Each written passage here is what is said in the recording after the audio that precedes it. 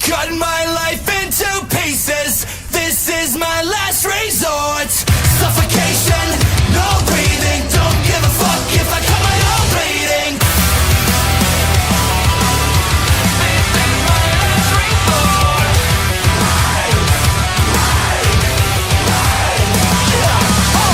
Cut my life into pieces. I've reached my last resort. Suffocation, no breathing. Don't give a fuck if I cut my arm bleeding. Do you even care if I die bleeding? Would it be wrong, would it be right? If I took my life tonight, chances are that I might. Mutilation out of sight, and I contemplated suicide. Cause I'm losing my sight, losing my mind. Wish somebody would tell me I'm fine. Losing my sight, losing my mind. Wish somebody would tell me I'm fine.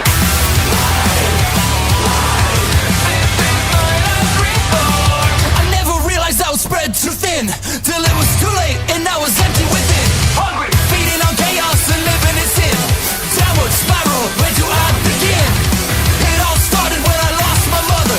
No love for myself and no love from another. Searching to find a lover on a higher level, finding nothing but questions and devil. Cause I'm losing my sight, losing my mind. Wish somebody would tell me I'm fine. Losing my sight, losing my mind. Wish somebody would tell me I'm fine. Nothing's alright, nothing is fine. I'm running and I'm crying. I'm crying. I'm crying. I'm crying. I'm crying.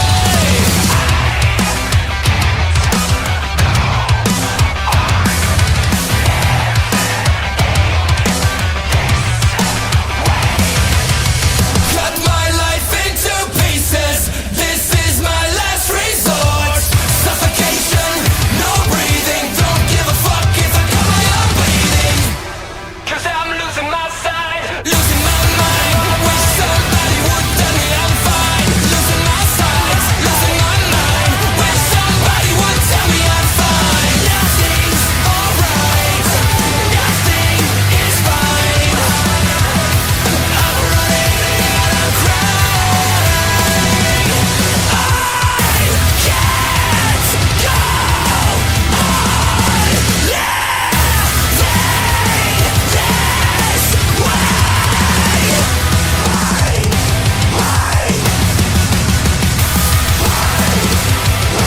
can't go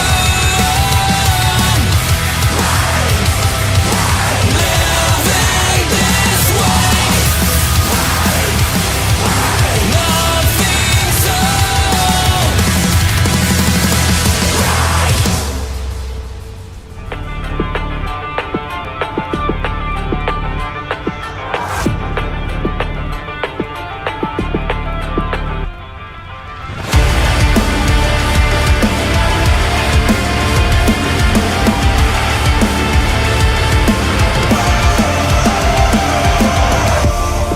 Another day's been locked away inside my mind. It's so hard to find a reason why I'd even try. Empty, but I'm still wasting my time just getting by. As I'm drowning slowly, I scream into nothing just to feel something. Is anyone listening? The more that I feed it, the deeper I sink in. Is anyone listening?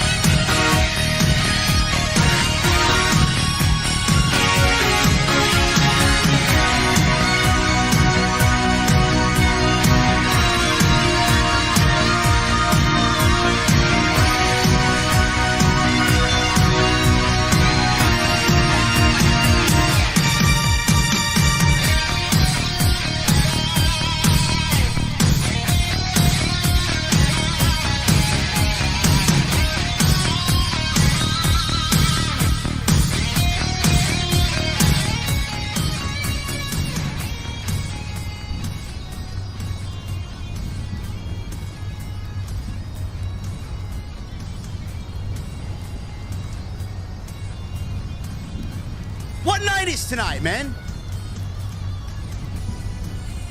Sunday night.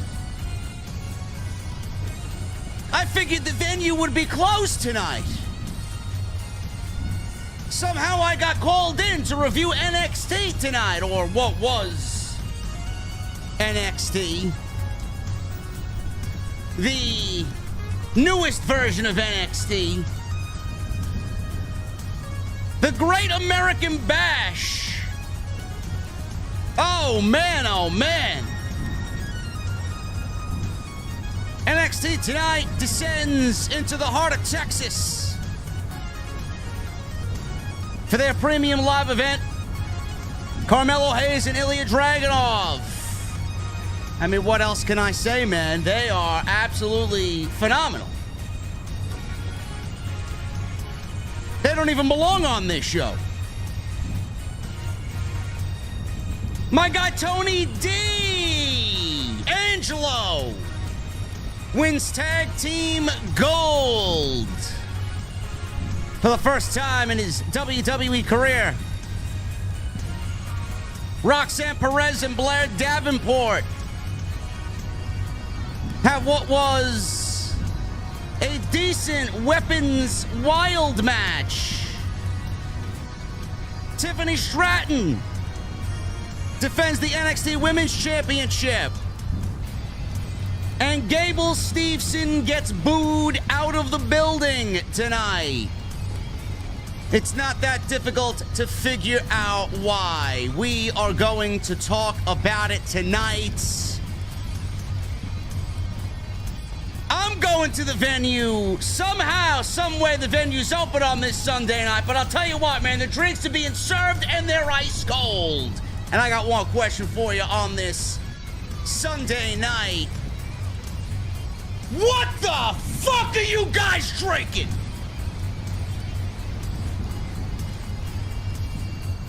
See you over there.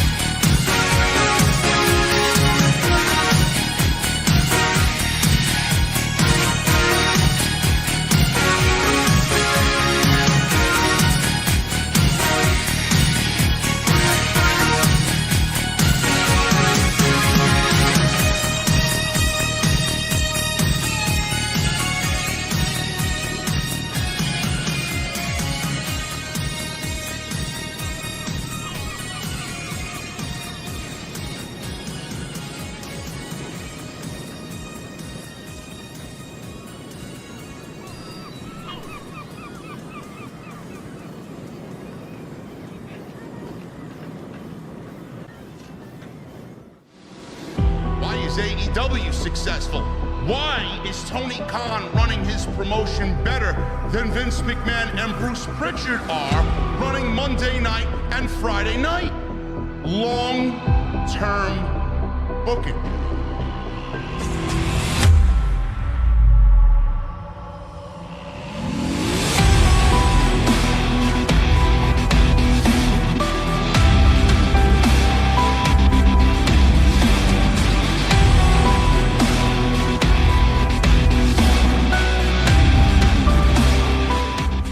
What is going on, guys? Thank you so very much for joining me right here on Off the Script. This is your NXT Great American Bash post show for July 30th, 2023. I am your host, JD from New York, as always, coming to you live from the OTS Beer Garden.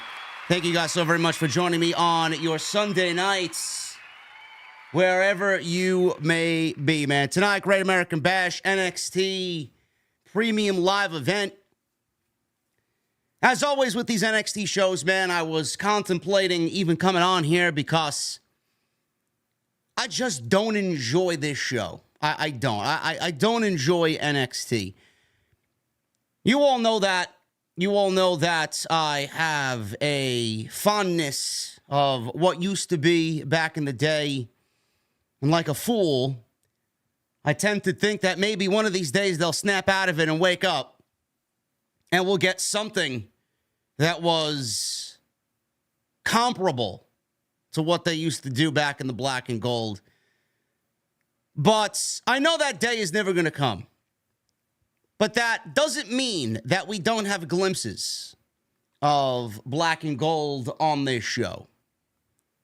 There are glimpses of black and gold. There are glimpses of the old NXT on this show in a variety of performers. Carmel Hayes, Ilja Dragonov, Braun Breaker, Tyler Bates, Tony D'Angelo. I could see Tony D'Angelo fitting perfectly in the old black and gold. Tiffany Stratton would fit perfectly in the black and gold. Cora Jade. There is a great nucleus of talent. Wes Lee.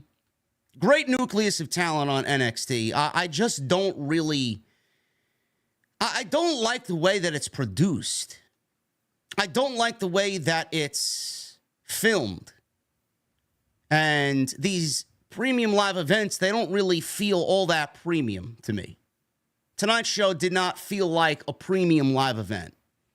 Tonight's show actually felt like it could have been a great themed episode of a Tuesday night show with one killer main event.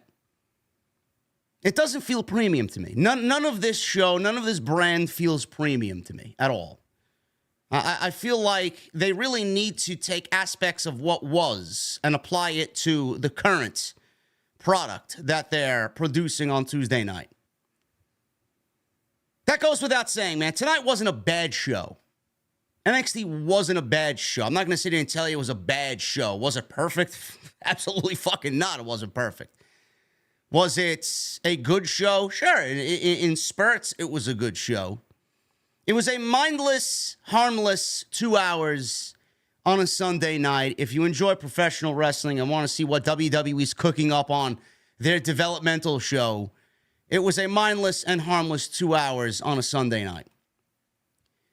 Obviously, the biggest takeaway from tonight's show was the main event. Clearly, the match of the night.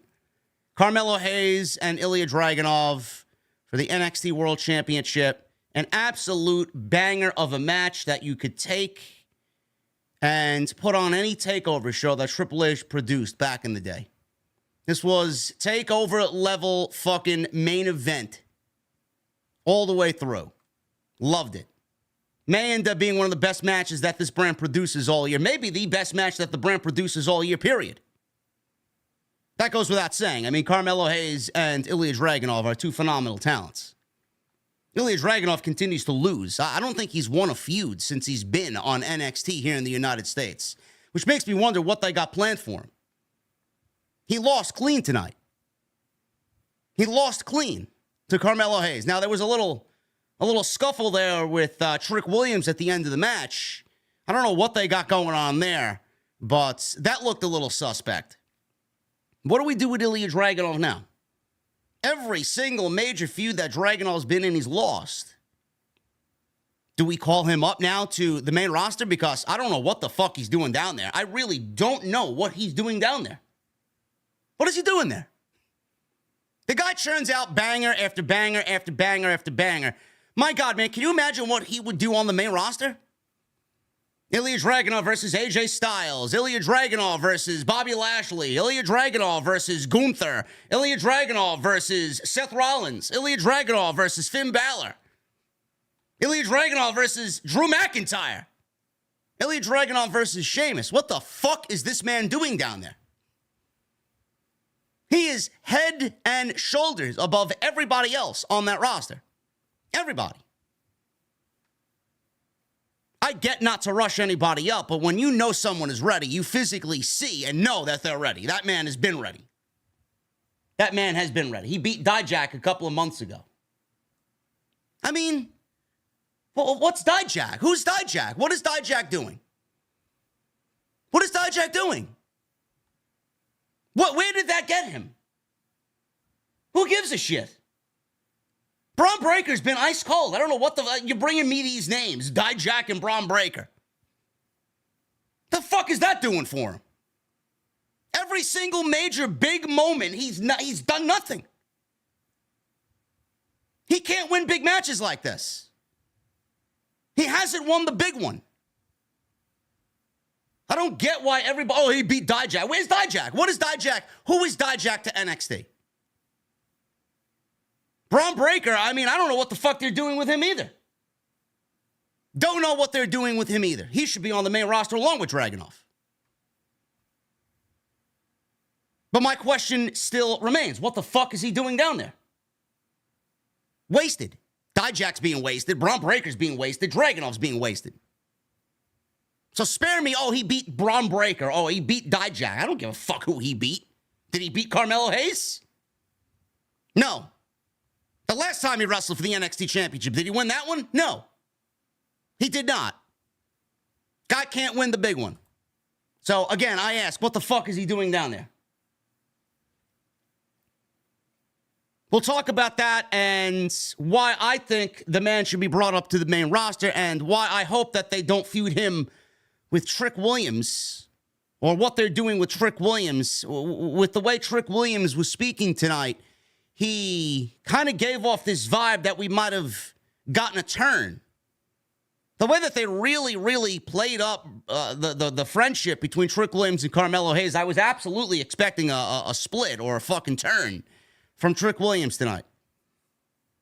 I would have been okay with Dragonov winning the title. Carmelo Hayes should have been brought up to the main roster at that point. I don't know what the fucking correlation there is with Bobby Lashley. At least they would have made sense with that. But regardless of all this and all these questions, it was a tremendous main event. Really made the entire show, to be quite honest with you. The other thing that happened tonight that I thoroughly enjoyed was the triple threat match with Dominik Mysterio, Wes Lee, and Mustafa Ali. Triple threat match for the North American Championship. I am, again, still very hesitant on Dominik Mysterio winning the North American Championship. I don't think that Dominik Mysterio should be going down to the WWE developmental system and winning their secondary title. It's not good enough to win a championship on the main roster, but he's good enough to win a secondary title on NXT. Doesn't really make Dominik Mysterio a resounding success. The guy can't win a fucking match on his own. But I get what they're doing with Dominik. The more they continue this path with Dominik Mysterio, the more you're going to want to see him get beaten. So I get it, because I'm at that point right now as well. The way that he operates, and he can't win without Rhea Ripley, clearly that's the story. Clearly, that's where they're going with Dominik Mysterio. He can't win a match on his own. He can't win a match without Rhea Ripley. The more we see all of their fucking bullshit, the more you're going to want to see Dominik Mysterio lose. I actually like that feeling as a wrestling fan. I do. Dominik is not great. By no stretch of the imagination is Dominik Mysterio great. But Dominik Mysterio gets the reactions. People are tuning in to see Dominik Mysterio and what the Judgment Day are doing. I am not like you guys. I'm not really all that open to Judgment Day being on NXT Monday, Tuesday, Friday, back to Monday, back to Tuesday, back to Friday, rinse and repeat. This has been the common theme on WWE television. It's their flavor of July. Judgment Day. How much can we use Judgment Day before people start complaining?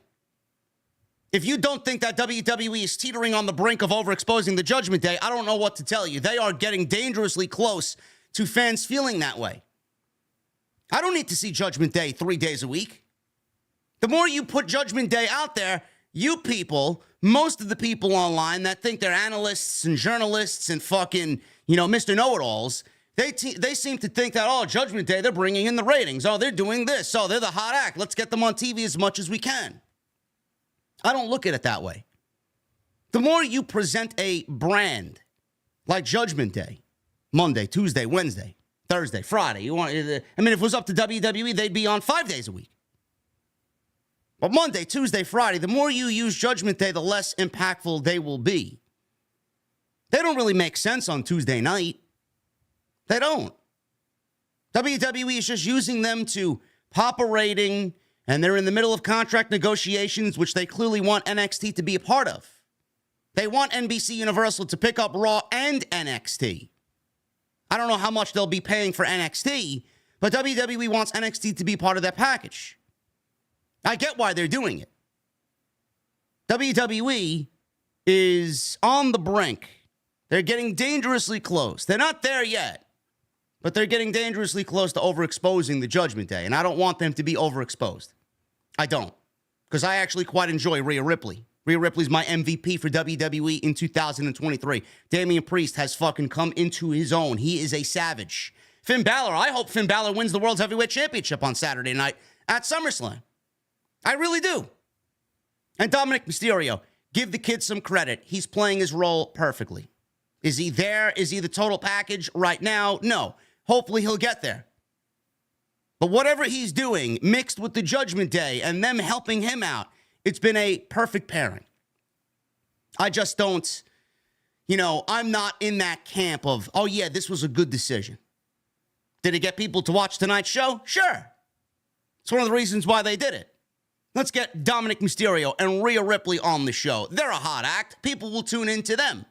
Meanwhile, they got a whole developmental system down there that they're kind of shoving to the side because they want people to tune in to see Judgment Day. Dominik Mysterio is taking the North American Championship away from a developmental guy who's also good enough to be on the main roster, by the way. Wes Lee is fucking incredible. Not a fan of it. Not a fan of it. I got my own reasons. You guys may like it. I respect that. You guys may like it. No harm, no foul. You like what you like. I don't like it. WWE used to trot NXT talent on Monday night and Friday night. It was with severe hesitation. Then when Vince McMahon realized what NXT was doing down on Wednesday night when we still had the WWE Network and the show was at 1 hour, Vince McMahon did not want to push NXT anymore because he realized what Triple H was cooking up down there was better than what he was cooking up on the main roster. He didn't want to be outshined by his son-in-law. After that, NXT was never mentioned. NXT accolades, title reigns, and everything else that somebody, accumulated down on Wednesday night on NXT when they got brought up to the main roster, none of that was ever mentioned. None of it. Talent would be buried. They would use it against Triple H. Oh, you got this guy down there. Oh, he's great down there. Let's bring him up here. Let's see what he does. And most of them bombed and failed. It's like they used it as a vehicle to basically show everybody that, yeah, this developmental system we got down there, not only is it a money loser, but they're churning out talent that really isn't going to make it on the main roster. Meanwhile, WWE ruined 70% of everything great that Triple H was working on down there. They never embraced what was going on down there. Now you want me to embrace what's going on down there because the administration has changed somewhat. No, I'm sorry. I'm not going to get on board with that. You tried that once already, and you fucking killed my hopes. Sorry. Dominik Mysterio winning the North American Championship, it's not going to change that. So, yes, I have my own reasons. Wes Lee was great. Ali is fucking fantastic. Dominik Mysterio held his own tonight, but, if you can't have a match in there with Ali and Wes Lee that is a banger, I don't know what we're doing, man. I really don't know what we're doing. If he had a bad match tonight, then we would really need to have a discussion. But what he did tonight was commendable, and Rhea Ripley is a fucking savage, man. She is great. We'll talk about what happened there. There was a beautiful spot in that match that is going to go viral on social media, man. Rhea Ripley putting Wes Lee through the table. Wes Lee was great. Big fan of Wes Lee. He is so good. Gable Steveson. WWE Genius. My guy, Dr. Evil Genius, in the chat. Bro, I'll see you tomorrow at regular time. Not feeling all that well, bro. I will text you. Maybe after the show is over. Gable Steveson. Gable Steveson. He is the Olympic gold medalist that WWE signed a few years ago. Got drafted to Monday Night Raw. Never used. Then he was a part of this year's draft and drafted as a free agent. He's landed on NXT. And now he made his in-ring debut tonight against Baron Corbin, who apparently is, please tell me if I'm missing something. Is Baron Corbin a pirate now? Is Baron Corbin going on a adventure, sailing the high seas? What's going on with Baron Corbin? All of a sudden, I see this black ship on the big screen, and it's on the ocean, and it's shown in the background. And Baron Corbin, what happened to the Lone Wolf? What happened to the Lone Wolf? What happened to his old theme music? I don't understand what we're doing here. This guy can't catch a fucking break. He goes down to NXT. They got no gimmick for him. They revitalize him and bring back somewhat of the Lone Wolf. Now they're making him into fucking, now they're making him into Captain Hook. Arr, matey! Throw the man overboard, matey! What are we doing here? Is he going fucking searching for buried treasure, Baron Corbin? Holy shit. Arm the cannons, matey! Well, what are we doing here, bro? Man, oh man, Shawn Michaels got the fucking lead creative role. I think we should reel that shit in, man, if we're getting fucking Baron Corbin as a goddamn pirate now. The fuck are we doing? My name is Jack Sparrow. I don't know, man. I don't really know what the fuck. Swab the deck, matey. What's next? He's gonna come out with a fucking pirate, a pirate hat, and a fucking parrot on his shoulder? NXT sucks, Corbin. I don't get it. Vince McMahon's a cocksucker. I think that would be entertaining, actually. Can we get a parrot on Baron Corbin's shoulders now? Coming out every single week? I mean, I'd pay to fucking see that. Honestly. I would pay to see Baron Corbin with a fucking parrot on his shoulder, man. Just talking shit. Seriously. Shawn Michaels is cross-eyed, I mean, that would be fucking great. Unbelievable, man. Gable Steveson, he got booed out of the building tonight. We'll talk about that as well. He got booed out of the building. There is a good reason why he got booed out of the building. Two very good reasons, actually, why he got booed out of the building. One, because, you know, WWE wants to pretend that he's going to be the next Kurt Angle. Nobody's going to be Kurt Angle, ever. I think we need to stop the Kurt Angle comparisons now, man. Yeah, everybody, they got the next Kurt Angle there with Gable Steveson. No, you don't. You don't got Kurt Angle in Gable Steveson. There is only and will only ever, for the rest of our lifetimes, be one Kurt Angle. Gable Steveson is not Kurt Angle. You think the fans are stupid? Number two, the internet never forgets. I would know, being that I get fucking comments daily still about Alexa Bliss. People can't forget. The internet never forgets, man. Gable Steveson was accused of sexual harassment on a group of females back in 2019. Now, yes, he was cleared because there was no evidence about the allegations and whatever was going on there. Everything was cleared. Judge threw it out. There wasn't enough sufficient evidence. But we live in a fucking day and age where the fans want to fabricate things in their own mind. And even when we get reports of, Gable Steveson was cleared of all the charges because there wasn't a lot of evidence that was brought to the table in regards to the situation, they still deem him guilty. It is guilty until proven innocent every single time, and it's fucking disgusting. It really is. That should have no bearing on why he's booed, but that's the reason why he was booed. The internet doesn't forget. We'll talk about the Baron Corbin match tonight. I didn't hate it, and I thought Gable Steveson actually produced some pretty decent shit in that match, so we will talk about that as well. Blair Davenport, Roxanne Perez, they had a decent Weapons Wild match. Not a lot of heat in the match itself. I thought the feud was actually a lot better than the match itself. And then Tony D'Angelo with Stacks, my boy Stacks over there. They beat Gallus and win the tag team championships.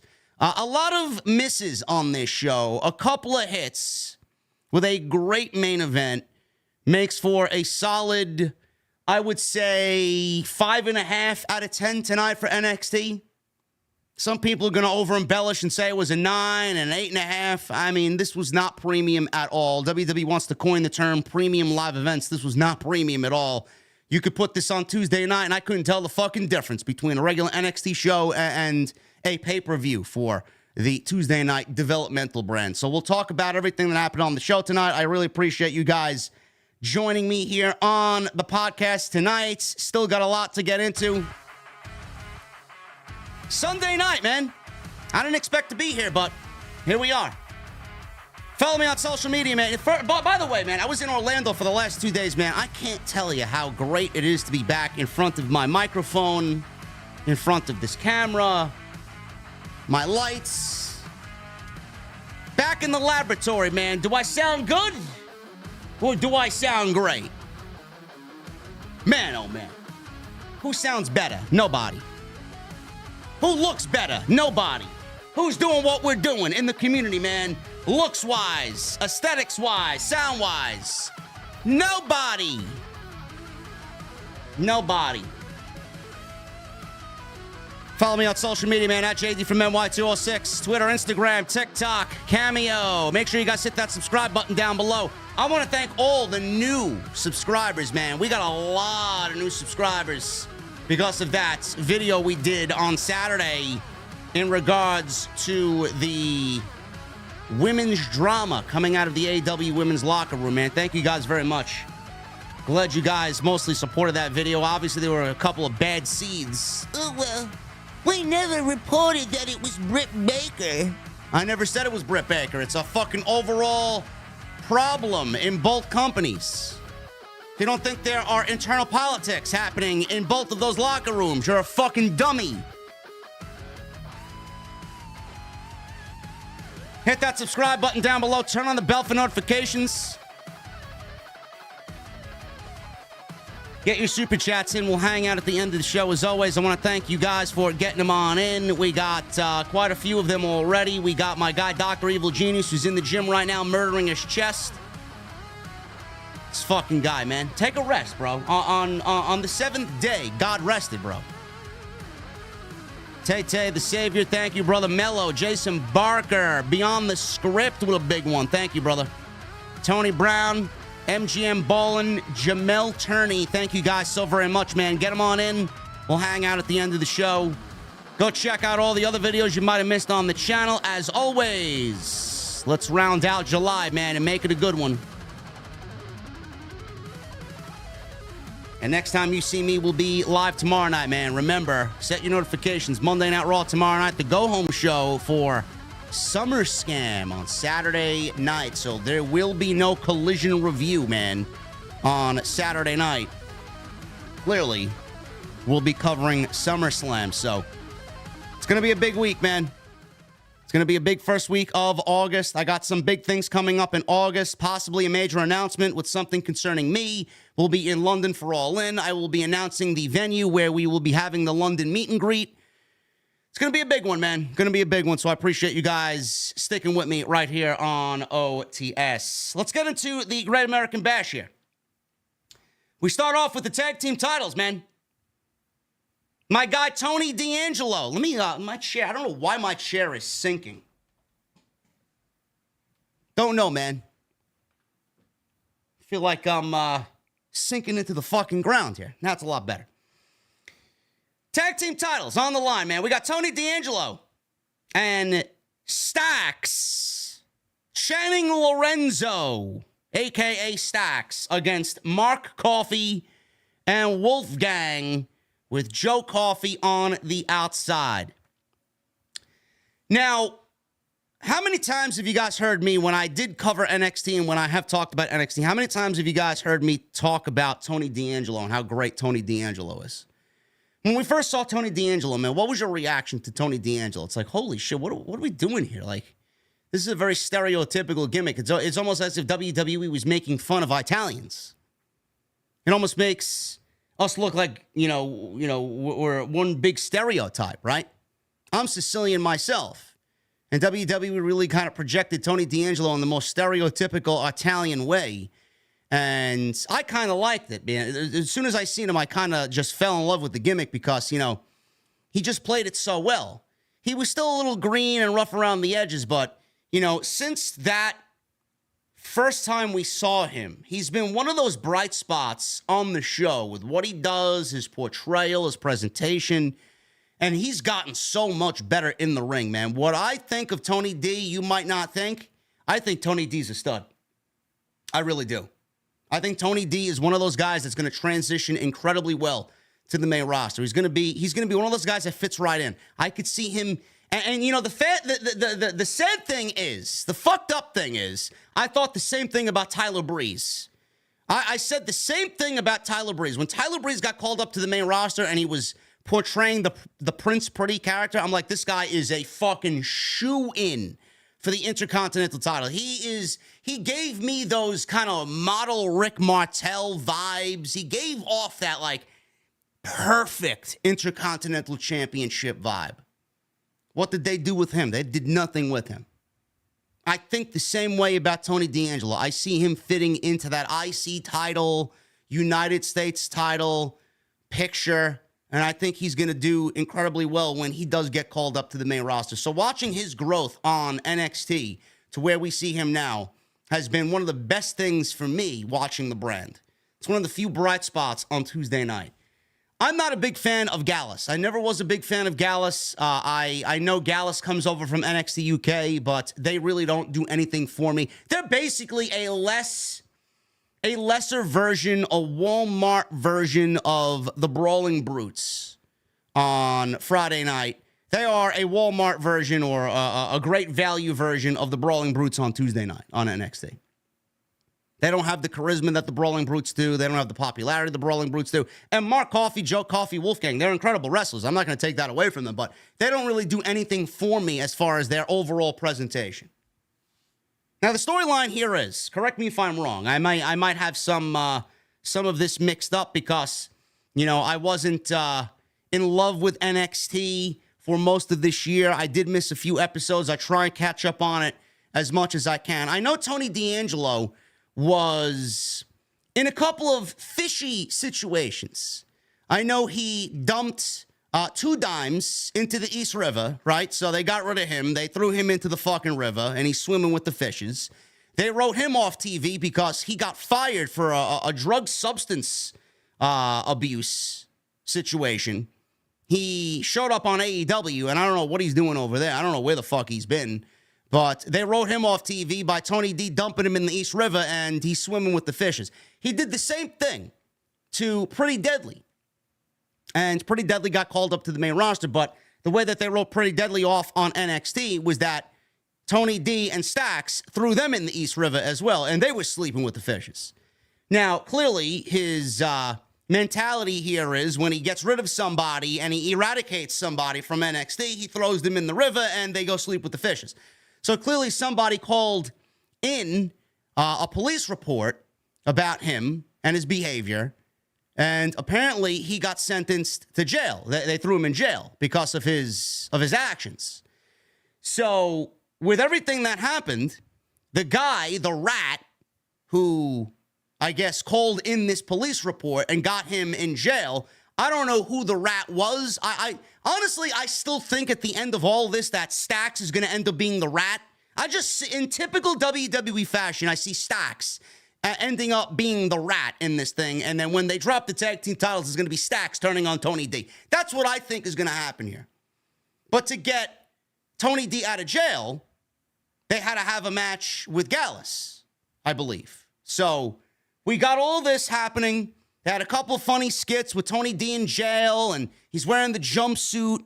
Stax, I believe, had to beat one of Gallus, and then they get this tag team match and get him out of jail. Whatever the case may be, it's very stereotypical. But I got to give WWE credit for at least trying to create some sort of story here. I can't really overlook the fact that they took the Tony D character and they played into it with some decent long-term booking. They played into his character. They took aspects of his character and played it out, which led up to this tag team title match. Can't really hate on them for that. I can't really hate on them for that. So we got this tag team match. Tony D's out of jail, and we have new tag team champions. And I still do believe that the rat is going to end up being Stax. I do. It's just very, very, very, very typical Pro Wrestling 101. So D'Angelo in there, he's got the orange on, he's got the colors of the jumpsuit. Kind of wanted to give off the vibe that he was angry about being in prison, so he might have adopted a favorite new color, wearing orange. So the match itself wasn't bad. Tony D was very over. Stacks is very good. Gallus is very good. I do think that Gallus, though, are charisma vacuums. I really do. I don't find them to be entertaining whatsoever. So Tony D in there with Stacks. They did the old Power and Glory tag team finisher. Tony D executes a superplex. Stacks jumps off the top rope with a splash. Joe Coffey gets involved and hands Wolfgang a club. Apparently, Joe Coffey was trying to cause a distraction here so that his boys would cheat to win. This was all a red herring to distract the referee. This leads to another near fall where the pin was broken up. Tony D, behind the referee's back, uses a crowbar to hit Joe Coffey when he tries to interfere. Stacks, right now, he is thrown over the top rope by Tony D in a double team move, and he takes out Gallus on the outside with the assist from Tony D. Back in the ring, they got their finisher called Bada Bing. I mean, you want to go stereotypical, man, you might as well go all the way. Bada Bing, Bada Boom. They get their finisher on Wolfgang. Tony D covers Wolfgang for the pinfall. 1, 2, 3. And the Tony D'Angelo family are the new tag team champions. Decent open. I figured that when this match was made that we were going to get new tag team champions on NXT, and this was absolutely the right outcome. Absolutely the right outcome, and I have no problem with these guys winning the tag team titles. Now, Joe Coffey was on the outside. He was brought back into the fold as well. I think he was out with visa issues, if I'm not mistaken. So he was out there with Gallus, and like I said, he kept inserting himself to distract Stacks and D'Angelo. We got Tony D and Stacks as the new tag team champions, and like I said in the beginning, I do think that Stacks is still going to end up being revealed as the rat all along who got Tony D'Angelo thrown in jail. I do. I could see Tony D'Angelo. Listen, man, Tony D'Angelo and Stacks make a great tag team because of the longevity of the pairing. But when I look at Tony D'Angelo, I don't see a tag team wrestler. When I look at Tony D'Angelo, I see a singles wrestler. And I do think that Stacks is going to end up being the rat and turning on Tony D'Angelo at some point. It would be a perfect way to break up the tag team. Who is the recipient of that breakup and who is the recipient of the tag team titles? I don't know. It may be Gallus. It may be somebody else. It may be Schism for all we know. I have no fucking clue. But I thought this was a decent enough match with the right outcome. And Tony D'Angelo and Stacks, can't forget Stacks, win their first set of titles on NXT in the opening of Great American Bash. So good on them. Roxanne Perez. She went one-on-one with Blair Davenport. This was a weapons wild match. I'm a big fan of Blair Davenport, man. I really am. I know she got hurt and she had to go away for a little bit, and the injury bug kind of hit the NXT women's division all at the same time. I know Nikita Lyons, who I love as well, went down with injury. Sol Ruka, who was getting a little bit of a nice push and some momentum underneath her. She got injured. She's going to be out for the rest of the year. Blair Davenport got hurt. Roxanne Perez legitimately was injured, I do believe, for a few weeks, where they kind of took the championship off of her. It was a little bit of a stretch where a couple of major names on the NXT women's roster went down with injury all at the same time. Blair Davenport was one of those women.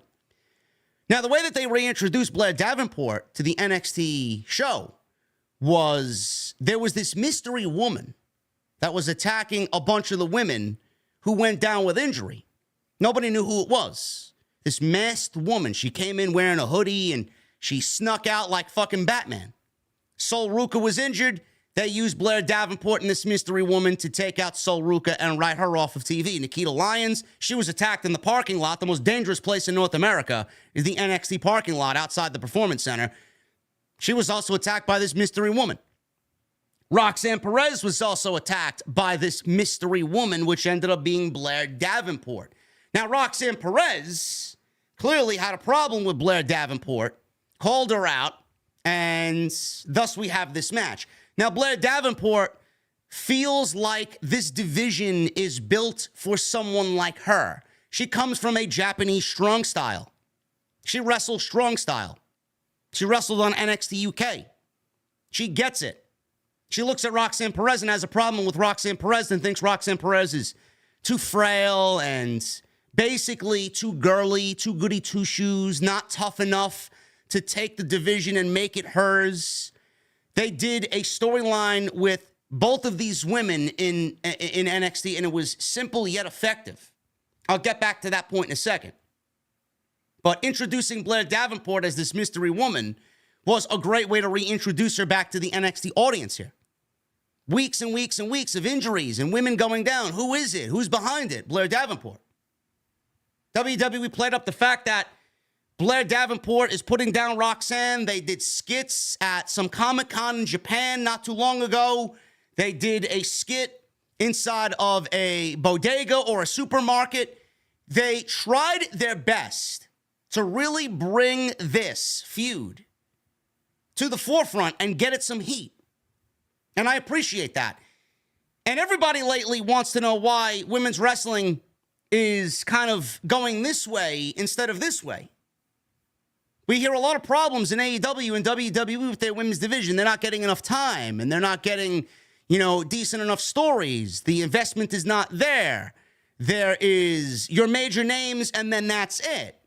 Tony Khan books his major names, and that's it. WWE books their major names, and that is it. None of these promotions have any desire to push any new up-and-coming talent one way or another. Politics gets involved. I don't know why. How many times do you watch AEW or WWE television and see the women's division and ask yourself, why isn't there more women's storylines on TV? Why isn't there a storyline on TV that doesn't include the women's championship? Have you ever asked yourself that question? Now, I watch NXT on a semi-regular basis. I know, for the most part, what's going on. This title did not, the NXT Women's Championship has nothing to do with this feud. This is an offset feud away from what Tiffany Stratton is doing. How many times have you seen WWE do something like that? I'm not even including Becky Lynch and Trish Stratus because that shit is fucking terrible. How many times have you seen AEW do that?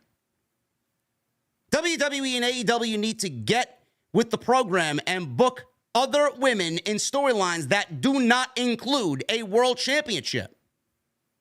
It's not that difficult. You can take something like this and make something out of it. Look at the formula of what Blair Davenport and Roxanne Perez have done. Blair Davenport goes down with injury. They need to reintroduce her. She comes back as a mystery attacker, injuring all the other women on the NXT roster. She targets one of the biggest baby faces in the division that's not a champion. And boom, we have a storyline that is going on for a few weeks now. Since May. Why is it so difficult? Simple yet effective. But these major promotions don't really understand that. They don't know how to execute. NXT seems to be doing it right. Now, I'm not a big fan of their women's division. I'm not. I'm a big fan of select women in the division. Tiffany Stratton, Roxanne Perez, Nikita Lyons, Blair Davenport, Cora Jade. But this is great. Now, the match itself tonight, Weapons Wild. Don't know why we can't call it no DQ or hardcore match or a street fight. I don't know what the Weapons Wild was. I think it's just NXT desperately trying to stand on its own and be different from everything else that's going on with the main roster. Weapons Wild didn't really make sense to me, honestly. I feel like Weapons Wild was kind of taken out of context. For some reason, I thought we were going to get like, oh my God, weapons kind of like strewn all about. It was basically a hardcore match. It's basically a street fight. But they want to be so different that they have to rename it something completely different. But it also means basically the same thing as no DQ or hardcore match. So I felt like the match was good. I thought it was a fun match between these two, but I do think that the feud actually was a lot more hot. I think they had a lot more intensity in the actual feud itself than the match. Now, I know Blair Davenport beat Roxanne Perez one match already. Roxanne Perez beat her tonight, tying it up 1-1. This is not over. They're not going to end in a 1-1 fucking stalemate. So I do think that we're going to get a third match. Do I think Blair Davenport should beat Roxanne Perez? Absolutely. I don't think Roxanne Perez... Now, I know you guys are going to tell me that you think Roxanne Perez is ready for the main roster. How old is Roxanne Perez? 22, 23 years old? Maybe not even that. 21? How old is she? I don't understand why people are already rushing to call Roxanne Perez up to the main roster. I'd call up Tiffany Stratton before I call up Roxanne Perez. Roxanne Perez may be ready to sell. I don't think there's a rush to call Roxanne Perez up to the main roster. I mean, you can wait another year or two for Roxanne Perez. That's not a problem. I think Blair Davenport actually needs this more than Roxanne Perez does. Maybe we get another stipulation match at some point. Maybe we get No Mercy. Blair Davenport versus Roxanne Perez in a steel cage match. 21. I mean, why would you want to call her up to the main roster so quickly? You will know if she's ready for the main roster. I don't think she's ready for the main roster, right? Where would she go? What would she do? Who would she feud with? We barely get any new women featured on Monday and Friday night. You want to call her up to get to do what? Get swallowed up by both main roster creative divisions? I don't want that. I really don't want that at all for her. But I do think that the feud itself was a lot more intense and had a lot more riding into it than the actual match. The match itself was fun. It went about, I would say, 10 minutes or so. It wasn't overly long, and both women worked hard. There was a nice table spot in this match for Roxanne Perez. During her entrance, Roxanne Perez came out. She had her family sitting at ringside. She went to go hug her mother and her sister who were sitting at ringside, and Blair Davenport didn't even come down the aisle, man. She didn't even get an entrance. She attacked Roxanne Perez as she was taking a picture with some fucking geek in the front row wearing a lucha mask, and she attacked wearing the hoodie. I like this. I'm looking at this, and I'm like, I like this vibe for Blair Davenport, man. You don't know where she's going to come from, and you don't know when she's going to attack. I like it. So the sneak attack backfires. Perez fired up on Davenport as soon as the match started. They brawled early. Weapons came into play. We got a couple of steel chairs, trash cans. There was a branding iron in this thing as well. Davenport cut Perez off with a shot with a trash can. She then beat up Perez at ringside, throwing her into the barricade. She used the branding iron, like I said, as a weapon, since obviously they're in Texas. Chairs were piled in the ring. Trash cans, all on the outside. Davenport starts taunting the family members at ringside while beating up Perez in front of them. Perez fires up on Davenport, making a comeback. She used the bull rope that she pulled underneath the ring as a weapon. Davenport whipped Perez with her belt. She tied Roxanne Perez's hands up and started choking her with her own belt. So we got Perez pulling out a table from underneath the ring. I don't know what it is this month with fans wanting, we want tables, but when Perez pulled out the table, the fans popped bigger for the table than they did the actual match. So Roxanne Perez sets up this table and she positions it nicely where it's obviously going to come into play. So she pulls it out, sets it up. Perez jumps off the top rope and splashes Davenport through the table with a big splash right in front of her family. Davenport back in the ring twice countered Roxanne Perez's code red, which she calls Pop Rocks. Perez takes a bump that crushed a trash can when she is suplexed on it. After that table spot, Perez does Pop Rocks. Davenport did take the finish on a pile of folding chairs. Roxanne covers Davenport for the 1-2-3, and that was it. Roxanne Perez beats Blair Davenport. The feud now is tied 1-1. I doubt this is ending. We will get a third and final match with these two, and I do think that Blair Davenport needs to win. I do. The way that I see it going is Blair Davenport gets some momentum. I think Blair Davenport beats Roxanne. I think Blair Davenport is somebody that WWE should fully invest in. We need major names on this roster to be built up as well. Roxanne Perez has already been established. Cora Jade's already been established. Tiffany Stratton has already been established. I think we need Blair Davenport to be a part of that discussion. Now, I don't know who's going to come back first. I don't know if it's going to be Nikita Lyons or Sol Ruca. But I do think that all the women that were injured, that were attacked by this mystery woman, I do think they will end up feuding with Blair Davenport at one point or another. And I do think that when that time comes, Blair Davenport needs to be built up. And she needs to get some wins under her belt. So I'm going with Blair Davenport if there is a third and final match. And Roxanne Perez, don't know what you do with her there. Like WWE usually does, they'll probably end up calling her up to the main roster. Because at that point, what is left for Roxanne Perez on NXT? She's already won the NXT Championship. There is nothing else for her to accomplish down there. She won the tag team titles. Now those are gone and no longer in existence. She won the NXT Women's Championship. What else is there for her to do down there? I think she's too young to get a call up, but knowing WWE, they'll probably end up calling her up because she's got superstar written all over. You just see where WWE positions Roxanne Perez on their show. She's got the look. She's a beautiful woman.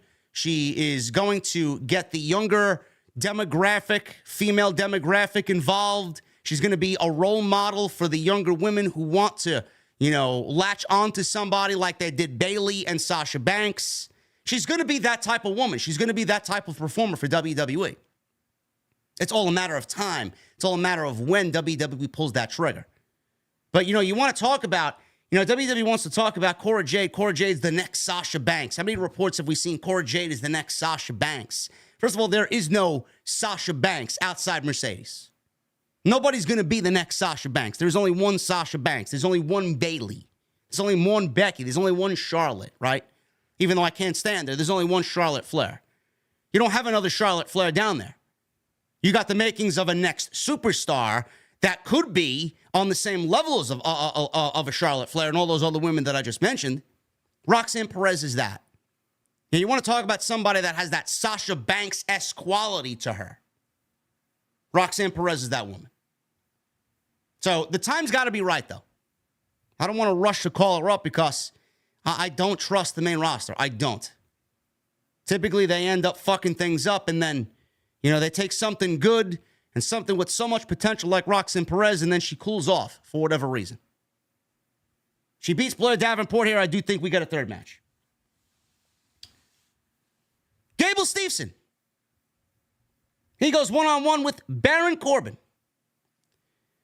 Now, I understand WWE's need to really hype up Gable Steveson. Olympic gold medalist, obviously, the correlations there to Kurt Angle are going to be made. He comes out with the gold medals around his neck. He comes out with the fucking singlet, just like Kurt Angle.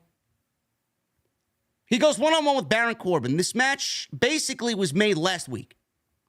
There's been 1 week of build for this match.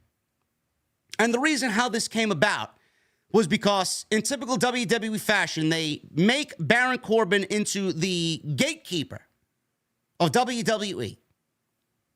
You start off in WWE, you typically go up against the big three, the trifecta. It's either Baron Corbin, The Miz, or Dolph Ziggler. Those are the three guys. On the main roster, you got The Miz and you got Dolph Ziggler. All the newbies come up and they start feuds with Dolph Ziggler. Dolph Ziggler could fucking wrestle a fucking mannequin and get it over. That's how good he is. That's why he settled into that role. WWE knows how good Dolph Ziggler is. I wish WWE went all in on Dolph Ziggler when they had the chance because he's fucking great. But it's Miz, Dolph Ziggler, Baron Corbin's kind of settled into that role as well. We went from Lone Wolf to fucking King Corbin, Constable Corbin, Happy Corbin, Sad Corbin, Broke-ass, Bum-ass Corbin, all these different versions of Corbin. Until he got hauled down to NXT. Baron Corbin actually got drafted as a free agent via the draft, meaning he could show up on any brand. He could show up on Monday, he could show up on Friday, he could show up on Tuesday. That's what they did. They drafted free agents. He goes down to NXT. He wrestles like he usually does on the main roster. And then all of a sudden, he challenges Carmel Hayes for the NXT Championship on one random episode of Tuesday night. It might have been during Gold Rush or something like that. One of their themed shows. And all of a sudden, he comes out to his Lone Wolf theme music. They give him the black jacket. They give him the fucking Lone Wolf, right? Everything you know about Lone Wolf, Baron Corbin, they gave this back to him. Minus the hair, obviously. Tonight he comes out, and he's got this pirate-esque vibe to him. We see this black pirate ship sailing on the big screen on rough seas. He's got new theme music. He's got new ring attire. Why was there a need to change Baron Corbin already after everybody just kind of actually was getting on his side? WWE took bum-ass Corbin, gave the fans and gave Corbin, because I know for a fact Corbin wanted his edge back.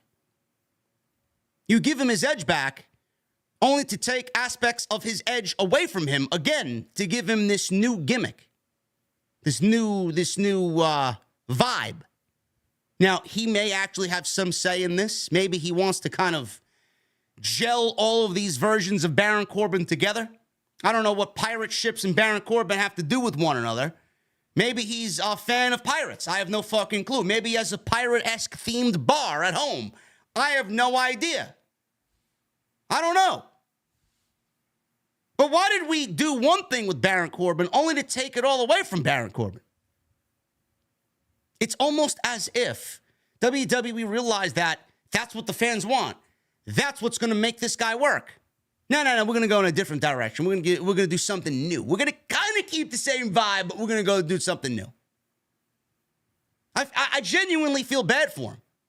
Now, I'm not the biggest Corbin guy. I mean, he's shit on me publicly on Twitter multiple times. But I genuinely feel bad for the guy. The guy could actually be pretty fucking decent. And WWE just continues to alter things that don't need to be altered. Now, Gable Steveson in this match, the reason why this match got started, or the reason why this feud got started, I should say, which led to a match tonight, was because Baron Corbin was put into the role of gatekeeper again. He doesn't believe Gable Steveson belongs in the WWE. You don't belong here, basically. One of these storylines. WWE can't get creative anymore. Oh, no, you don't belong here. Logan Paul, you don't belong here. That's Baron Corbin for you, the gatekeeper of WWE. Oh, stop!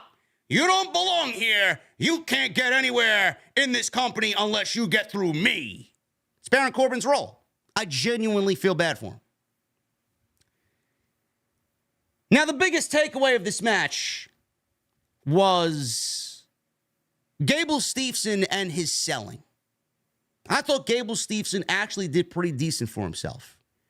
He's got a decent overhead suplex. He's got all the... Listen, man, you want to talk about what, Kurt Angle did as far as offensive moves? Gable Steveson, that's exactly Gable Stevenson's moveset. Ankle lock, overhead belly to belly, right? Suplexes galore, you name it. But the one biggest takeaway from this match was that Gable Steveson, he took some really good bumps. He took some bumps. His selling was actually pretty admirable for him being in the ring for the first time against somebody like Corbin, who's been a 7-8-year veteran on the WWE roster. Got to give him some credit. Now, Gable Steveson came out to, I would say, a lukewarm reaction, and then all of a sudden they quickly turned to boos. There was a part of this match that Corbin was the babyface and Steveson was the heel. People were legitimately chanting, Baron Corbin. I think they were chanting Pirate Corbin at one point. Whatever the case may be, Baron Corbin was cheered over Gable Steveson tonight. Now, that's not saying much, but the fans aren't stupid. The more WWE tells you to do something, the more WWE tells you what to think, the fans are going to do the opposite. The more I hear about Gable Steveson being the next Kurt Angle, I'm not going to like him. I'm not. I'm not going to invest my time in him. I'm not going to sit there and enjoy what he's doing because WWE is pumping you with the fucking, the next Kurt Angle, the next Kurt Angle, the next Kurt Angle. I'm sorry. There's only one fucking Kurt Angle. There's only one guy that competed with a broken fucking neck and still achieved a Hall of Fame career, ended up being one of the greatest in our generation. One of the greatest ever. Never mind the fucking generation. One of the greatest ever in the history of this sport. All because some guy from the Olympics wears gold medals out on a WWE show does not make him the next Kurt Angle. They are similar. Kurt Angle's got Olympic medals. Gable Steveson's got Olympic medals. But how many people do you expect will end up better or on the same level as a Kurt Angle? You can't duplicate that. Kurt Angle had a natural charisma. Kurt Angle had a natural delivery. Kurt Angle was one of the best technical wrestlers of our lifetime. Stop telling me that someone is the next this or someone is the next that. You can't duplicate some of the greatest superstars of our lifetime. Stop. There will never be another Austin. There will never be another Rock. There will never be another Hogan. There will never be another Kurt Angle. There will never be another Bret Hart. There will never be another Mr. Perfect, Razor Ramon. There will never be another Brock Lesnar. There will never be another Undertaker. Stop. The more you say shit like that, the less I'm going to give a fuck and the less these people are going to care. Then you got the sexual allegations and the sexual misconduct charges. It's never going to go away. Fans aren't stupid. A simple Google search will bring up everything you need to know. Just type in Gable Steveson sexual misconduct or Gable Steveson sexual charges or Gable Steveson rape. Whatever the case may be. It dumbs down everything that this kid's going to do from this point on. As soon as you think it goes away, it comes back again. Wrestling Twitter does not forget. As soon as you achieve any level of success, shit will be brought back up to bring you down. This is what they do. The IWC will relish in people failing. I've been through it. Others have been through it. It's just going to be the nature of the beast. This is why we haven't seen the likes of Marty Scurll back on TV and the Velveteen Dream back on TV and Lars Sullivan back on TV. None of these men will ever find their way in the business ever again. Done. So when you want to know why this kid got booed tonight, the internet doesn't forget. Fans are a little bit more in the know than they were back in the day. So Gable Steveson is going to have a very, very rough time getting over in front of a live audience. He sold well. Corbin was a good opponent for him. And the ending was fucking lame. The ending was lame. So Steveson got to get in some offense early on. Corbin cut him off. He started working him over. Corbin dashes away from Steveson as Steveson is fighting back. Corbin starts taunting Steveson. We got suplexes in this thing. He's throwing Corbin around, hitting some nice suplexes. Corbin's doing whatever he can to get this kid over. And the match itself was relatively cold for Steveson because he was getting booed when he should have been cheered. Corbin was getting cheered when he should have been booed. And nobody really gave a shit outside that. So by the time this thing was over, they were both fighting on the outside. And they flew over the announce desk. And it ended in a double countout. So clearly WWE was not going to have Steveson lose here in his opening match, in his in-ring debut. I would hope that they value Baron Corbin a little bit more than they did, being that they brought him back down and kind of reworked his character a little bit. You don't want him to fucking rework his entire character and then have him lose all of a sudden. They were basically in a lose-lose situation here. So the match ended in a double countout. One thing that I actually did contemplate was Did WWE expect Gable Steveson to get booed out there the way that he did? Did WWE expect this to go the other way? And when it didn't go their way, did WWE possibly call an audible here on Gable Steveson? I don't know. I'm not saying that it is an audible, but I wouldn't be surprised if WWE actually called it an audible and ended this match in a double countout after the reaction that Gable Steveson was getting as the match went on. So the fans were chanting bullshit, bullshit, bullshit. Chorus of boos rang out, and Corbin was getting cheered as he was continuing beating up Steveson post-match. They tried to make this look like a big pull-apart brawl. Officials were standing around yelling, no, no, no. And they really didn't do anything to physically try and stop these guys. Steveson eventually puts Corbin through the barricade to end this brawl. And basically that was it. This is not going to be over yet. If you expected a one and done like I did, clearly we're not getting a one and done. This is going to continue. And Gable Steveson's going to continue feuding with Baron Corbin here. Baron Corbin, the gatekeeper. Captain Jack Sparrow, Baron Corbin. I wonder what nickname they'll give him, being that Vince McMahon wants to give everybody a fucking nickname. This is going to be a tough struggle for Gable Steveson. It is. I think what WWE needs to do here is really rethink what they're doing. A babyface is not going to work for Gable Steveson. It's not. I could tell you right now, and Gable Steveson was part of the reason why I'm on here doing this review, because I knew this was going to be a newsworthy thing. WWE is not going to get Gable Steveson over in front of a live audience as a babyface, the babyface that they want him to be. Kurt Angle never came in. Listen, man, Kurt Angle came in as a fucking Olympic gold medalist and blah, blah, blah, blah, blah. He did. WWE immediately went the opposite way with Kurt Angle, and he became a fucking great heel. He did. Not many people can pull that off. You would think coming in from the Olympics and you're fucking representing the United States of America and you're wearing this fucking medal around your neck, that people are going to love you. WWE took that and turned it around on Kurt Angle, and he became an absolute fucking beast of a heel. It's exactly what they're going to need to do with Gable Steveson. The only thing I would say that is comparable between the two, Steveson and Kurt Angle, is the trajectories of both of their careers. It looks like it may have to start the same way that Kurt Angle's did. Honestly. They may need to turn this kid heel. There is no way that WWE can ignore the reaction to Gable Steveson tonight. In a different market. This is not Full Sail or the Performance Center, rather. This is not Winter Park, Florida. This is not Orlando, okay?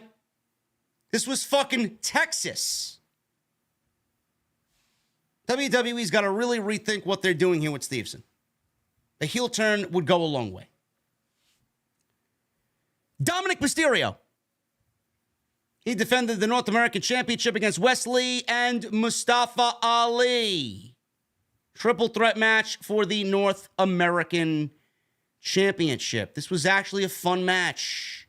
Now, I am glad Wes Lee got added to this thing, because when Dominik Mysterio won the North American title, there were a lot of people thinking that it would just be Ali versus Dominik Mysterio.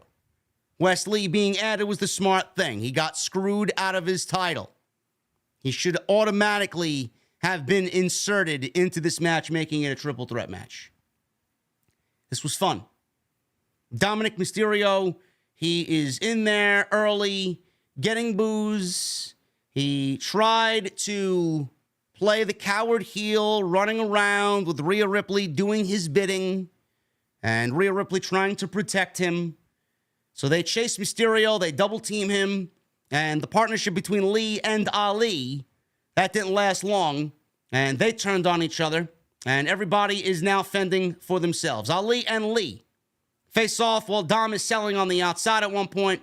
Mysterio jumps back into the ring to shove Ali, and Wes Lee off the ropes They tumble to the floor. Dominik then goes for the Three Amigos. That backfires when he tries to suplex both Ali and Wes Lee at the same time. That was never going to happen. I don't know what he was thinking. They countered him, and they both suplexed Mysterio for a double-team version of the Three Amigos, which popped the crowd. Ali and Lee. Can you imagine these two in a fucking one-on-one match? This was supposed to be Ali versus Wes Lee for the North American Championship. Can you imagine what those two guys would produce in a one-on-one match? So we got some high spots being done by Ali and Wes Lee.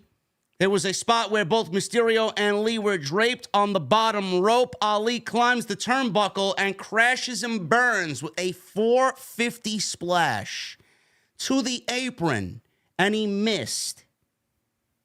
It looked like he legitimately came down on his arm, and I legitimately thought he was hurt. So Mysterio is all alone against Wes Lee now, as Ali took himself out of the match. Rhea Ripley gets involved by demanding that Lee do not do a dive to Dominik on the outside, because after that spot with Ali, he rolls to the outside. He's in front of the commentary desk, and he's about to do a dive on top of Dominik Mysterio over the top rope. So Rhea Ripley gets on the ring apron, and Wes Lee stops because he sees Rhea Ripley on the ring apron. All right, what is Wes Lee going to do? Wes Lee got some height. He's got some jump, right? He jumps over Rhea Ripley, over the top rope, onto Dominik Mysterio, and he lands on his feet as he hits a tope over the top rope on Dominik Mysterio. He goes and looks over at Rhea Ripley, and he does one of these. Kind of making fun of her. Rhea Ripley gets so fucking angry. She jumps down off the apron. She chases Wes Lee, right? She grabs this motherfucker by the shorts he's wearing, pulls him off the apron after she catches him, and puts him in a riptide through the fucking announce table. I mean, if there was ever a boss-like spot done by a female to a guy on WWE TV, it was this spot. It looked fantastic. The dive with Wes Lee over the top, landing on his feet, him making fun of Rhea Ripley, chasing Wes Lee back to the apron, only to pull him down and then drive him through the fucking table. That's some boss-level shit by Rhea Ripley. Loved it. It's on my Twitter if you guys want to go see it, man. I retweeted it from WWE's official X account now, Twitter. It's always going to be Twitter to me, man. So Wes Lee is through the table, and Rhea Ripley is obviously assisting Dominik big time here. So Lee, he gets dumped back into the ring because, I mean, this was it. Dominik's got to pin this guy, win the fucking match after Rhea Ripley helped put him through a table. Wes Lee kicks out of the Riptide. So the match is not over yet. So Ripley tries to give Dom the North American title belt. Referee intercepts. That was a red herring, just like we saw in the tag team match with Joe Coffey getting involved with Tony D'Angelo. Mysterio grabs the women's title belt, hits Lee with the women's title, which I don't know. I mean, I don't know why the referee's interjecting. I guess the referee wanted to be Mr. Good Guy here, but there's no DQ really. So the referee realizes that, all right, there's no rules here, that anything can go. But he's stopping Rhea Ripley anyway, because I think he's had enough of her bullshit as well. So Dominik takes the women's championship, hits Wes Lee with it, kicks out. Wes Lee kicked out of a riptide through a table, kick out. He is hit with the women's championship by Dominik, kick out. Gotta love it. Ali jumps back into the match. He drop kicks Dominik Mysterio off the turnbuckles. Ali follows with a beautiful 450 splash on Wes Lee. Ali goes for the cover, but Ripley pulls Ali out of the ring, breaking up the pin attempt. Mysterio, who was draped over the top turnbuckle upside down, pulls himself back up, climbs the top rope, and delivers what I thought was his best frog splash to date. This thing was a thing of fucking beauty. 1, 2, 3. Dominik pins Wes Lee for the deciding pinfall. Clearly, Dominik Mysterio can't win a match on his own. That's the story. That is going to be the story with Dominik every single time he wrestles and defends this title. WWE, you know, they're going to shove Dominik down your throat as much as they can here. I don't know what the end goal is going to result in, but in typical WWE fashion, the more WWE sends Dominik out there to win matches like this, the more you're going to want to see him lose. And I actually enjoy that feeling. Watching pro wrestling, being a fan. Like, I can't stand when they cheat to win every single fucking time. Enough is enough already. When he actually loses and gets his fucking punishment, then it's going to be happy days. But he wins the match thanks to Rhea Ripley. Judgment Day's presence once again felt on NXT. Wes Lee gets fucked again. And Dominik retains the North American Championship. I can see why WWE put the title on Dominik Mysterio, but I don't have to like it. I don't. Very good match. Now, I would love to see Ali and Wes Lee at one point for a title. Maybe we do get back to that at one point. But right now, it's Dominik Mysterio's show. Tiffany Stratton. She went one-on-one with Thea Hale for the NXT Women's Championship. This was a submission match. I did not like this, man. This was easily the worst match of the entire night. And I'm a big, and I mean a big Tiffany Stratton fan. If there are two talents on this show that I watched from day one grow to where they are now, it's Tony D'Angelo and Tiffany Stratton. Tiffany Stratton is fucking fantastic. She's got that moonsault, man, and Charlotte Flair should end up taking lessons from Tiffany Stratton. She, you know, if you want to talk about Gable Steveson being the next Kurt Angle and Cora Jade being the next Sasha Banks and all this other fucking talk about who on the NXT roster is the next megastar, right? When Charlotte Flair eventually starts to fade away and her role on TV is lessened year by year by year, which I hope is very soon because I can't stand her, Tiffany Stratton is going to be that woman that takes Charlotte Flair's top spot. I'm telling you right now, Tiffany Stratton is the next mega star on the WWE women's roster. No doubt about it. She's got every single thing you could possibly want. WWE has everything that they want and need in Tiffany Stratton. Got the looks, got the in-ring at the young age that she's at right now and only going to get better. She's got superstar written all over her. I mean, it's a shoo-in for WWE. Thea Hale. I'm not a big fan of Thea Hale. I'm not a big fan of what she's done. You know, though I will say this, she is also young. She's a lot better than when I first saw her, and she's getting a little bit better the more times I see her. But the one thing that stands out about Thea Hale is her charisma. You know, she's got a natural charisma about her that a lot of women on the main roster don't have. A lot of women on that NXT roster don't have. She just gets it. She's very spunky. She's very charismatic. She's very just out there. And I kind of like that. You got to live to be different. You can't always be the typical WWE female that they want to produce inside the Performance Center. You got to stand out because more times than not, you're going to start to feel the same as everybody else that's there. She had the opportunity to be in this Chase U thing, and she's kind of molded her character around this Chase U group. And that has come out. And she's done well with it. She really has. But making this match a submission match might not have been the best thing for both Tiffany Stratton and Thea Hale. Thea Hale is what, 18 years old? 19 years old? She just graduated. She graduated high school, right? And she's in the WWE. 1 year removed from high school, she's in the WWE performing at Great American Bash for the NXT Women's Championship. Tiffany Stratton, how old is she? Tiffany Stratton's what, 24 years old? 19 years old is Thea Hale. I don't know what WWE's mentality was by putting these two women in a submission match. You know, Thea Hale, they sold this with a Kimura lock. Story was that Thea Hale had Tiffany Stratton beat in a title match which eventually got fucked over by Gulak and Charlie Dempsey, I believe. William Regal's son. So clearly the referee didn't see Tiffany Stratton tapping out to Thea Hale's Kimura lock, and Thea Hale ended up losing that match, which led to this being a submission match at the pay-per-view. I don't recall Tiffany Stratton using submission moves.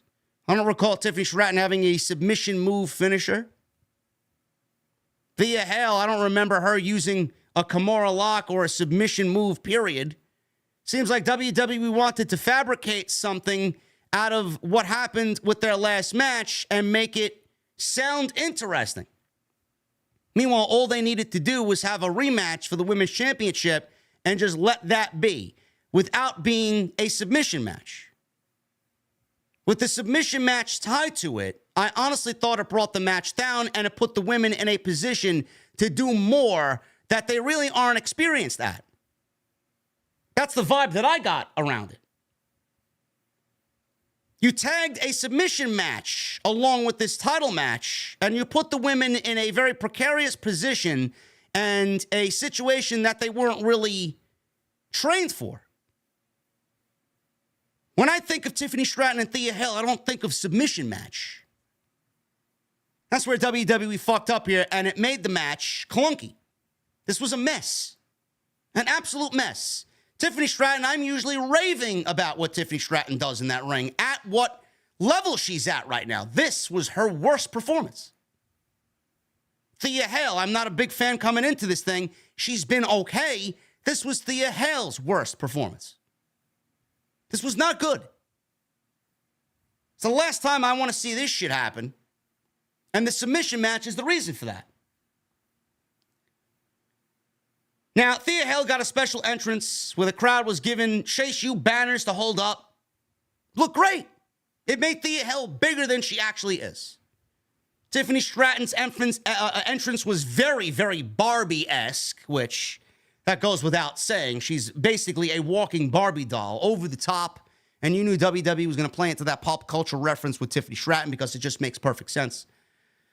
So they wrestled back and forth a little bit. Stratton began working over Thea Hale. Stratton worked on Thea's back, and Thea was basically coming from behind, working that babyface come from behind spot.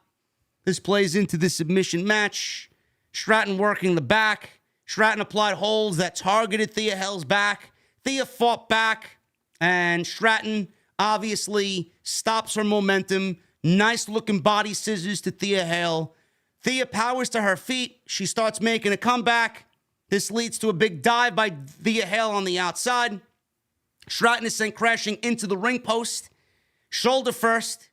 This will play into a spot where Thea Hale tries for the Kimura lock.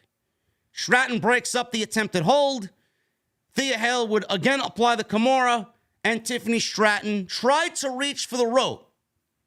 But the referee said, I can't do nothing to help you. There is no rope break in a submission match. This is where things kind of got clunky. At one point in this Kimura lock, Tiffany Stratton looked like she had tapped out. Referee didn't even acknowledge it. Crowd got on the match's case because they thought Tiffany Stratton tapped out. Fans were chanting, yes, she did. No, she didn't. Yes, she did. No, she didn't. Again, the submission match stipulation did these women no favors. The match would have been so much better if they did not have to worry about, oh my God, I need to end this match in a submission. So they do a high spot off the top rope where Thea gives Stratton a super Northern Lights suplex. I thought they were going to fucking kill each other because in an earlier spot in this match, Thea Hale tried for an overhead suplex on Tiffany Stratton and dropped her straight on her fucking neck. I don't know if that had anything to do with the match being bad, but that did not look good. So they attempt another suplex off the top, and I legitimately thought that they were going to kill themselves. Good thing Tiffany Stratton is athletic, and she flipped over completely and sold the move and helped Thea get the spot over. So Stratton, she goes for her prettiest moonsault ever, nails it. Fucking a thing of beauty, man. Love it. Then she applies a Boston Crab. This was the sloppiest Boston Crab that I've ever seen. Thea Hale in the Boston Crab will not tap. She cannot escape the hold. She can't grab the rope because there is no rope break. So what does Andre Chase do? He throws in the towel. This gave me Bret Hart versus Bob Backlund vibes at the Survivor Series in 1994 when they were in Texas. Owen Hart, he cried in front of his mother. Bob Backlund had Bret Hart in the chicken wing for about 12 minutes. Ma, please, you got to throw in the towel. Helen Hart on the outside. Gonna throw in the towel. Stu Hart comes out from the fucking barricade, takes that fucking towel away. You're not gonna fucking end my son's title reign, bitch. Helen takes the towel anyway and throws the towel in the ring. Owen Hart grabs the towel, runs away, laughing like a fucking wild hyena that he screwed over his brother and manipulated his parents. Man, I love that. I love that. Now, that was a great ending. Bob Backlund won the championship. He's looking at his fucking hands. He can't believe what happened. Holds up the WWF title. Beats Bret Hart at the Survivor Series. Only to lose the title to Diesel in 7 seconds at Madison Square Garden. That's the vibe I got with this, but the outcome here was a lot of oohs and ahs and lame, and I don't believe they did that. Oh, a lot of sighs from the crowd in Texas tonight. The ending was lame. Duke Hudson was in disbelief that Andre Chase threw in the towel. Nothing that he could have did, right? Andre Chase took it upon himself to throw in the towel, and he ends the match because Tiffany Stratton held on to the Boston Crab. There was one point in the Boston Crab that Tiffany Stratton couldn't even hold on to the Boston Crab. She transitioned into a single leg crab. Maybe WWE should know better next time not to put these two ladies that are, I would say, inexperienced in a experienced situation. When I think of these two women, I don't think submission holds. Tiffany Stratton retains the title as she should. Let's get back on track with her. This was easily her worst match to date. Same thing with Thea Hale. We need a big comeback for Tiffany Stratton because she is way too good to be this mid on a premium live event. It was a backstage skit with Dragon Lee and Dominik Mysterio, possibly teasing a match with Dragon Lee and Dominik. I know WWE filmed an exclusive after SmackDown. SmackDown, I believe, 2 weeks ago, if I'm not mistaken. Not this past.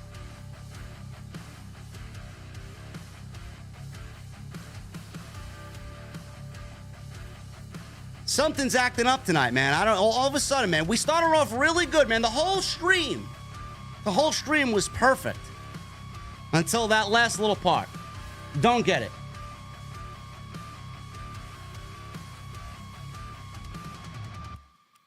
Yeah, we're live. We're live. Just refresh.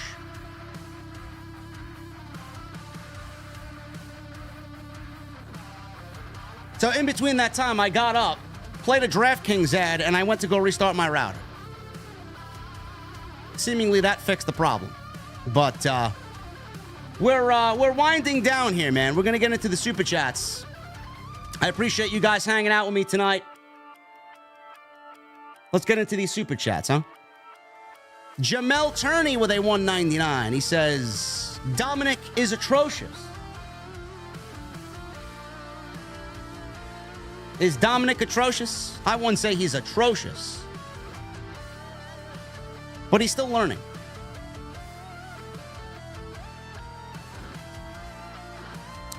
MGM Bowling with a $9.99. Watch NXT tonight because Yankees gave up 7 in the first inning. Ooh, that's rough, bro. Currently writing this during the women's title match. Tiff is a treat to watch and has great assets. Can't wait for Mellow Ilja.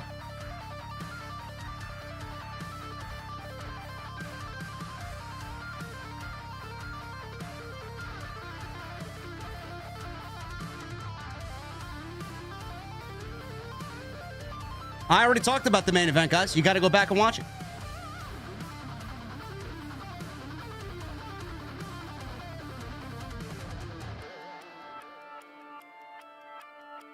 Not talking about it. I just talked about it.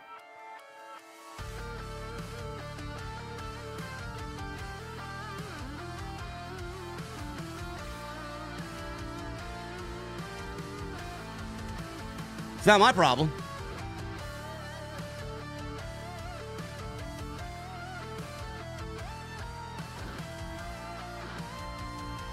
Beyond the Script with the $9.99. Waited for you instead, JD. Did not watch. Too much Judgment Day for me. Here for OTS. Let's go.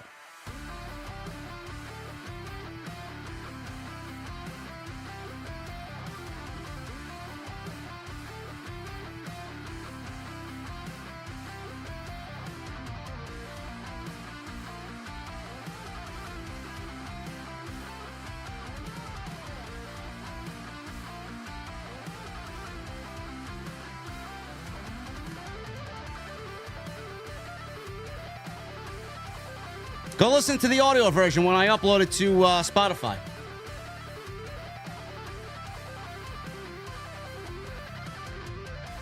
Tony Brown with the 14 months. I'm honored to be part of your OTS family, Team JD. Thank you, Tony Brown.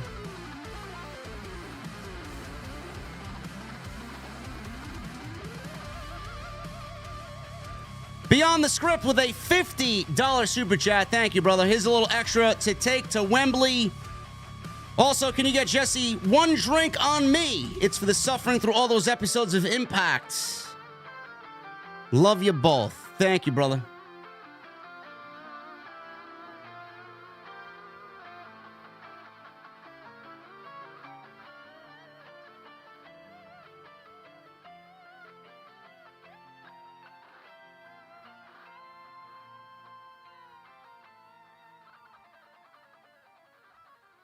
Jason Barker with a $10 super chat. My question for the main event was, why did Carmelo Hayes talk to Bobby Lashley a few weeks back? I have no fucking clue, bro.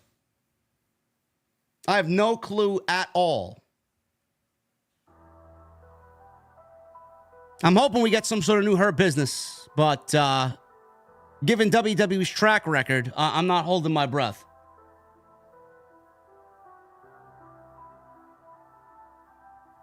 I mean, you guys want me to talk about the main event, man. You're going to lose sleep because I didn't talk about Carmelo Hayes and Ilja Dragonov. I gave you a good chunk of it in the beginning of the show.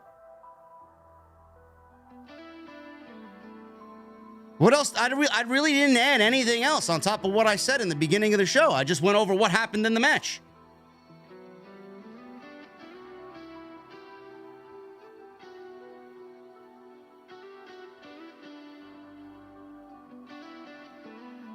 Everybody's talk about the main event. Talk about the main event. Why do I need to talk about the main event? I can't help my internet going out randomly in the middle of a fucking stream where I have to get up and go reset my router. I really did not add anything on top of what I've already stated in this show. Now, I'm kind of annoyed now. I really am. I'm kind of annoyed. Because I get back, first fucking night I'm back from Orlando in my office, and the fucking internet goes out.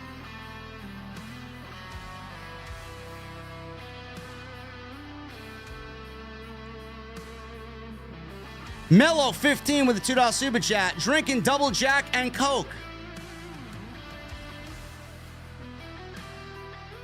As long as it's cold, brother.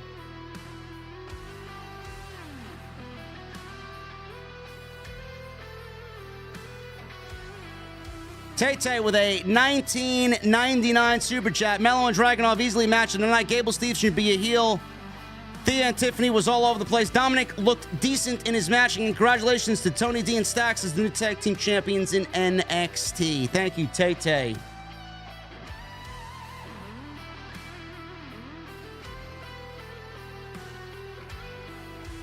It's gonna happen, guys. One time out of 1,000 fucking streams. You know, you can't be perfect all the time. Paying for fucking fiber optic Verizon, man. The fucking amount that we're paying for cable over here, or internet and cable, it's ridiculous. I got the absolute premium best of the best from Verizon that they offer, man. I don't know what to tell you.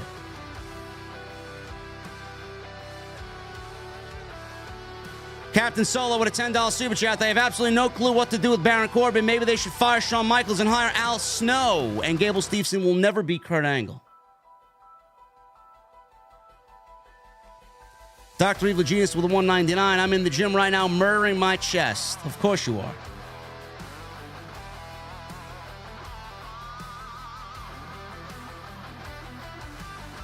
Captain Solo with a $10 super chat. They have absolutely no clue what to do with Baron Corbin. I get it, brother. I know. I feel bad for him, man. I know. Johnny with a 5. JD always speaking the truth. I try my best, Johnny. Trying my best, brother. Brandon James, Go Chiefs. Patrick Mahomes is MVP. 8 months. It's quite the name you got there, brother. Thank you for the 8 months. Boxhead with the 12 months. Best in the IWC. Much love, JD. Looking forward to another 12 months. Thank you, man. Phil with a $9.99. I don't know what to say about Gable getting booed. It's not a good look. Tiffany could do a lot better. Dom retains a title he doesn't need. Perez wins. D'Angelo finally gets a title. And Ilja and Carmelo are great.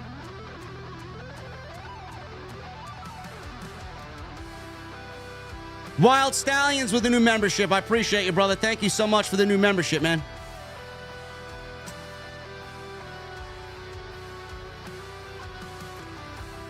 Hollywood Guy with a $5 super chat. Did you hear about Gunther losing in a DQ match? And in a 6-man tag team match. Your thoughts? Where did Gunther lose these 2 matches, man? And why is he losing? Why is he being booked to lose anything?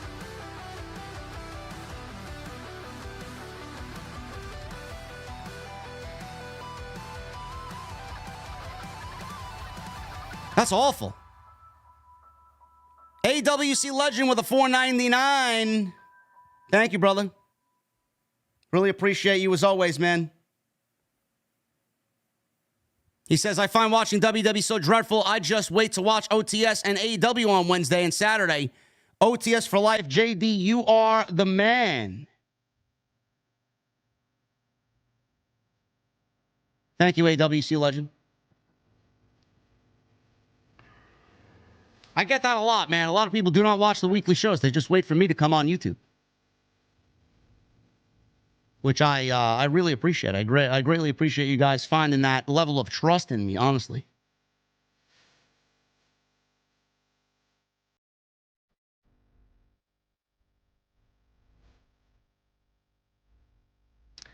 Yeah, you know, the thing with Gunther losing these 2 matches, I didn't know this before Hollywood Guy generously donated a $5 super chat. They are house shows. They don't really count, but listen, man, what my eyes don't see, I couldn't give a shit. Honestly, it's not that big of a deal to me. I'm not going to make a big deal about it. Would I have him lose in front of anybody? No, I would not.